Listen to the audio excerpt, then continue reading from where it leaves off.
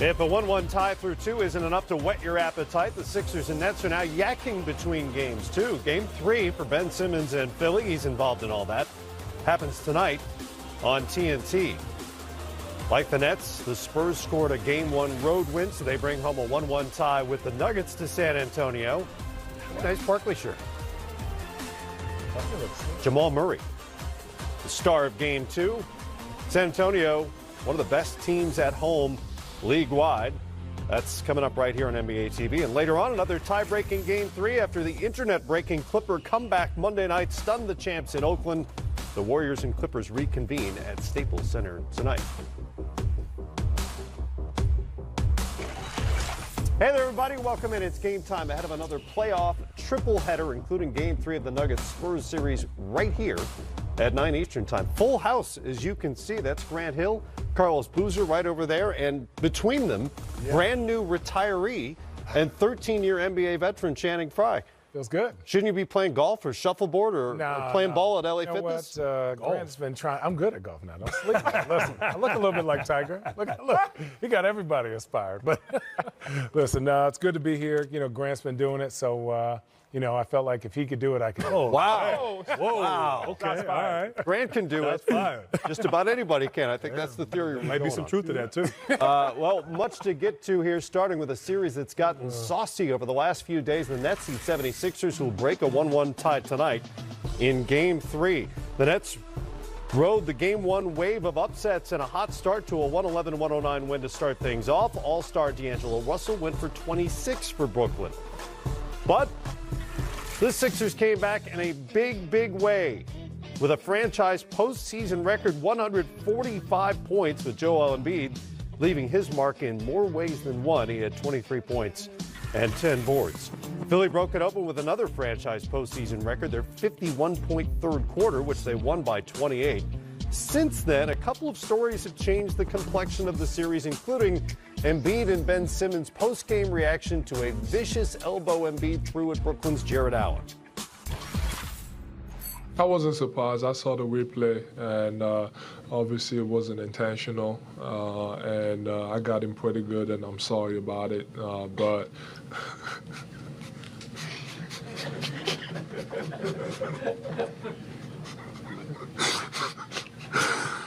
okay. I'm sorry about it. It wasn't intentional, but it's just me trying to be aggressive. I'm not usually humble, that's why he's laughing. But I was just trying to be aggressive. Like most people who watched that, Karis LeVert didn't really buy the reason for the laughter. Quote, "We didn't really like that. We thought that was kind of disrespectful, especially after the elbow he threw. It is what it is. There's no love lost. It's a playoff series. We expect that." Nets feel disrespected. Jared Dudley fired a shot at Ben Simmons, saying he's, quote, an average player in the half court. We'll get into that a little more later on. You guys have been through the playoffs a million times. How does all this stuff play out when they tip tonight in Brooklyn? I think that's good. I'm glad they don't like each other. I'm glad they're not high-fiving each other and asking, are we going to go out to dinner? I like this. Both teams want to win, and I think you have expectations on the Sixers that are now putting a lot of pressure on them. And the Nets are out there attacking, but I think the Sixers definitely won that paint. Yeah, absolutely. I mean, that's what you want in playoff basketball. You want two teams scrapping, going at it. That's how you know it's playoff basketball. To be honest, I mean, that's a move I've seen plenty of. I've done that move myself plenty of times in the playoffs to send a message for the rest of the series. They do hurt, but at the end of the day, I expect more of that. I expect it to get more chippy as the series goes along. Yeah, as a fan, you love that. You love the intensity, you love the back and forth, the press conference. It's interesting. I think it showed sort of how young Philly is in that particular moment. I think, if we're going to sort of nitpick at that press conference, you either ignore it, you don't really address it somehow, or I don't think you apologize. I mean, I don't think you do that in the playoffs either. But then to laugh about it.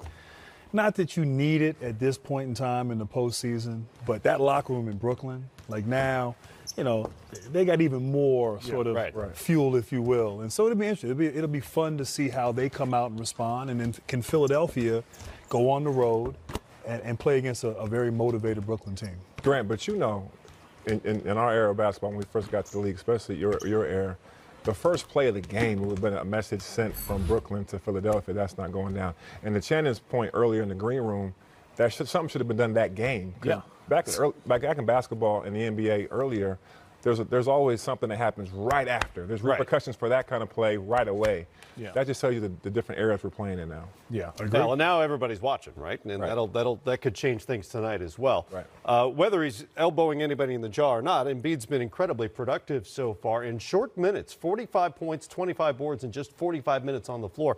How much of a factor is his physicality, whether it's elbows or just him being himself? Well, it's a big factor. I mean, look, he's so skilled, so talented, can do so many things out on the perimeter, mid-post.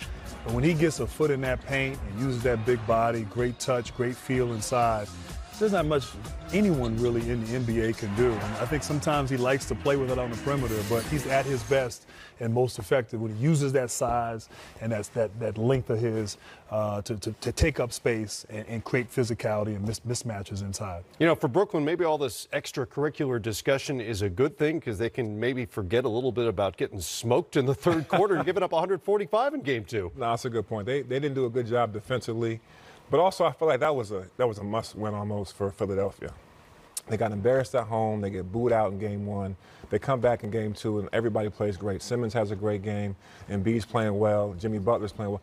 For Brooklyn, they got to protect home court. If they can get this first game, it puts so much more pressure on the Sixers. What's on the to-do list tonight for the Nets? On the Nets, you got to stop fouling. Make Embiid make shots. Yep. You know, when he gets, Allen in trouble and they have to go to their bench earlier, it changes their whole complex of their team. So make him make shots and get out and run. I think in Phoenix, I know in Phoenix, if a guy has a layup, don't foul him and get an and one and stop the ball. Philly wants to slow the game down, use Embiid's physicality, use their length, and then be physical. But Brooklyn needs to get out and run, push the pace, get more open threes, get better open threes, and allow their length and their speed to be to help them win this game. The Sixers have taken 19 more free throws than Brooklyn so far through 2 games and more than any other team in the playoffs to this point. Yeah, no, they have. And look, Philadelphia is not a three-point shooting team, right? That's not their strong point. So to Channing's point, also, too, don't foul, but also maybe give different looks. Don't let Embiid go one-on-one. Mm-hmm. Make Philadelphia on the road beat you from outside, which is not something that they're known for doing. Yeah. But, yeah, speed, quickness, get up and down. Don't slow the game down. That's where Brooklyn's at its best. And in game 2, particularly that third quarter, Philly just was able to beat them up, play at their pace, play Philadelphia Sixer basketball. So, don't foul, get out in transition, and maybe double team Embiid a little bit. Give him some different looks there when he's posting up. Philly was just 3 of 25 from three-point range in the game 1 loss. Jared Dudley played in game 1, did not play in game 2, talked between games. He's a factor now, and he should be back tonight.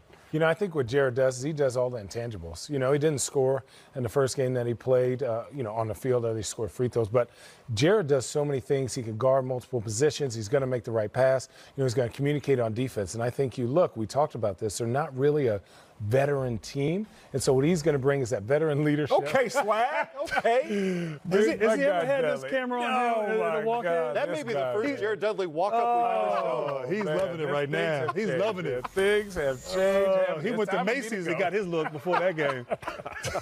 But here's the thing. He does it all. He does it all. We played with Jared, and obviously we understand what he brings to the team. And obviously he's in a veteran role on this team. But you know what? He actually did a pretty good job defensively out there on Ben Simmons and guarding J.J. Redick. I didn't think you really talked after a game that you didn't play. But you don't know Jared Dudley. No, you don't know. You don't know Dudley. Sometimes you're just answering questions. There you go. Oh, man. It's coming up at the top of the hour on TNT. Coming up here, Boogie Cousins is done, but the Warriors series with the Clippers is just getting started. What to look for in Game 3 tonight when we come back.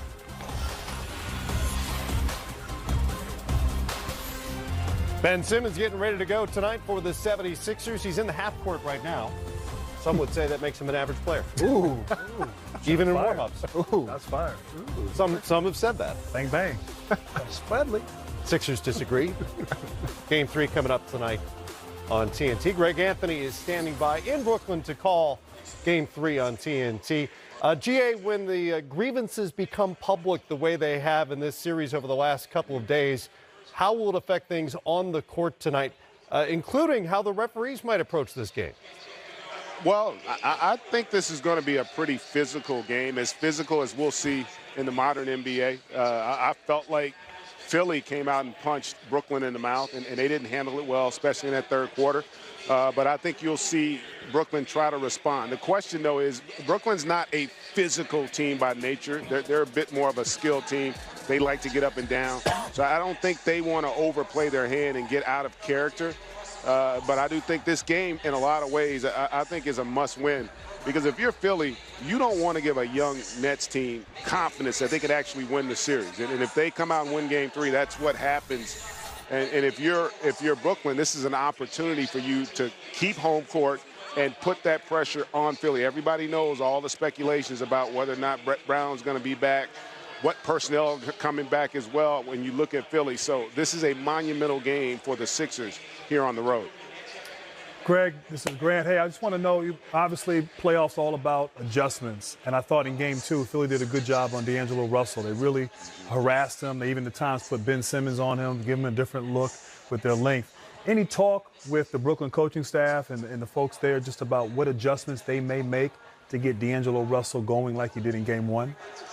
Grant, I think it's a great point. I think they got a little bogged down. You know, they got too much into the one-on-one play. If you look at the numbers, they had 27 assists in Game 1 on 40% shooting. That's an amazing number when you look at how poorly they shot the ball. Game 2, they shot 47%, but they only had 20 assists. So that tells you that they were much more ISO-oriented, which I think bodes well for Philly. Philly's long. They're not the quickest team. And so if you play more ISO basketball against them and you play later in the shot clock, their size becomes an advantage. Brooklyn's a team, a fifth of their points come the first 5 seconds of the shot clock. And then over half their points come in the pick and roll. So I think you're going to look for them to play faster, and you're going to look for them to be more involved in that pick and roll game because that's been their recipe for success against the Sixers. Hey, Greg, this is Channing Frye. If you are Philly, right, how do you put pressure on Brooklyn to get the ball in the post? Have they talked about feeding Embiid more early and often? Yes, Channing, that's a great point. And listen, they are just a markedly different team when Joel Embiid is engaged early and often. And listen, he's their best player. They have to play through him inside out. Game 1, he settled, I thought, a lot more for perimeter shots. Didn't have 2 feet in the paint enough. That wasn't the case in Game 2, and I think you're going to see more of that. The reality is Brooklyn does not have an answer for Joel Embiid unless he bails them out by settling for threes and jump shots. When he makes up his mind, I'm going to play inside out, I think Philly becomes a much more dangerous team offensively and creates far more problems for the Nets. Hey, Jay, what's up? It's Booz. How you doing, man? What's up, Big Booz? Doing good. Hey, question about Brooklyn. Who do you think is going to be the X factor for them to come in, give those starters a big lift, a boost to help them get this Game 3 win? You know, they typically do it by committee off their bench, but a guy I'm looking at who's a barometer for me is Joe Harris. I think he's a guy, because of his ability to shoot it, that if he's having an impact on the game, their offense seems to flow better. So I'm going to be watching him early. Listen, their strength is their bench, but I do think they need to make a statement early in the game, and oftentimes the three-point shot has become the momentum shot. Spencer Dinwiddie's going to have to play well coming off the bench, but in that starting 5, someone other than D'Angelo Russell has to have an impact, and oftentimes shooting plays a pivotal role, and I think Harris is a guy that somehow, some ways got to get going, much like we saw with J.J. Redick in Game 2. Greg Anthony with us from Brooklyn and rocking the turtleneck tonight ahead of Game 3 on TNT. It's cold here. It's cold in With Brooklyn. that Carolina blue jacket, too. We see you. We see you. With that Carolina blue jacket, we see you. That's not true. Georgetown got gray and blue in it, too, though. A lot of folks reading into a lot of signals from Greg Anthony. Ben Simmons, fairly pedestrian by his standards in Game 1. A triple-double in the Game 2 route. And perhaps not coincidentally, Jared Dudley spent about 20 possessions guarding him in Game 1, giving up just 2 points, while Dudley missed Game 2 with a calf injury. And, of course, as you know by now, he said between games that Simmons is, quote, an average player in the half-court, great in transition. So what can the Nets do defensively to make that so tonight? Well, Jared Dudley talks a lot, but there's some truth in the sense that he is great in transition. So transition defense is a must. Brooklyn, you got to get back. You got to form a wall. Simmons is so good and he's so long. Once he gets his foot in the paint, consider it a layup. So, Matt, let's say you're coming out and guarding me here. Obviously, I'm not a shooter. You don't want him to just get a full head of steam coming downhill. So a little, staying close, but not, not too close. But certainly backing up as Simmons goes. And then the defenders obviously want to be close enough. Philly's not a great three-point shooting team. So you can form a wall. I like to say there should be 5 sets of eyeballs on Simmons when he has the ball and he's going downhill. And there's enough time as he's going.